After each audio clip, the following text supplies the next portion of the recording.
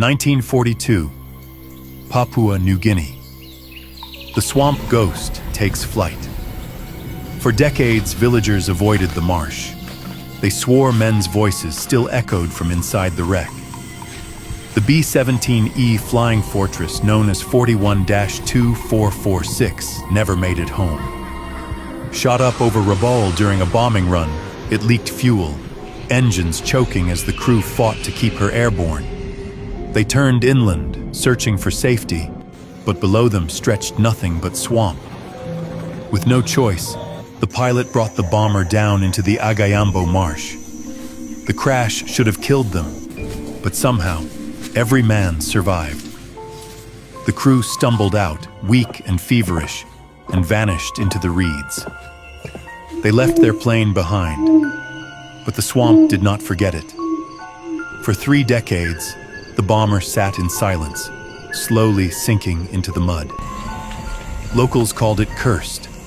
Hunters and fishermen avoided the reeds where it lay, claiming strange sounds drifted from the wreck at night. Some swore they saw lantern-like glows flickering in its shattered windows, or heard coughing and shouting in the dark, like men still trapped inside, reliving their final mission.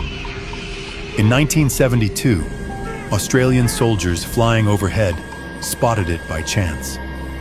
When they hacked their way to it, what they found was chilling. The bomber stood almost perfectly preserved, guns still mounted, radios still inside, thermoses still sitting where the crew left them.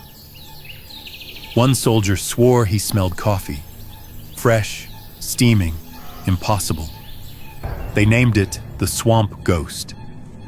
Over the years, stories grew darker. Local guides told of seeing figures moving in the cockpit at dusk, pale men in flight helmets staring blankly through the glass. Others claimed the plane's machine guns sometimes glistened with dew, except it wasn't water, but a red stain that vanished by sunrise. When salvage crews finally lifted the bomber in the 2000s, the legends followed. Workers in Papua New Guinea reported hearing metallic clanging from inside when no one was there. One man quit after he saw a figure in the waist gunner's window, only for it to dissolve when he shouted. Another swore that every time they tried to tow it, the chains snapped as if something resisted. Even in Hawaii, where the bomber rests today, guards whisper of strange activity. At night, the hangar goes cold. Motion sensors trigger with no one inside. Some have reported seeing crewmen pacing the fuselage, as though still preparing for takeoff. And then, there's the smell. Visitors describe it at random.